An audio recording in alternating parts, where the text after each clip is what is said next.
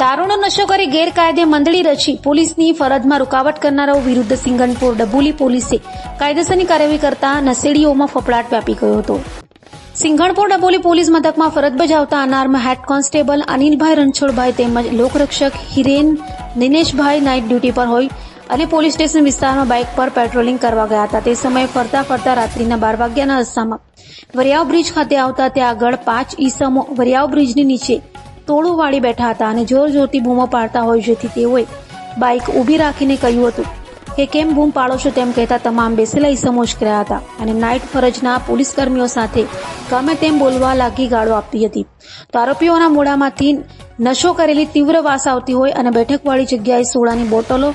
તથા બિયર ટીનની ખાલી બોટલો પણ પડી હોય, જેથી તમામને જે તે સ્થિતિમાં રહેવા જણાવતા તમામે ઉશ્કેરાઈ જઈ પોલીસ કર્મચારીઓ સાથે ઝપાઝપી કરી હતી,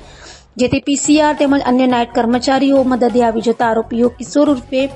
માધવજી મોરડિયા, અમિત કરસન બાબરિયા, જયેશ ઉર્ફે જયુ અમૃત વાડેરા, દીપક પીઠાવાણિયા અને દિવ્યેશ ચંદુ વાસાણીને ઝડપી પાડી તેઓ વિરુદ્ધ કાયદેસરની કાર્યવાહી હાથ ધરી હતી.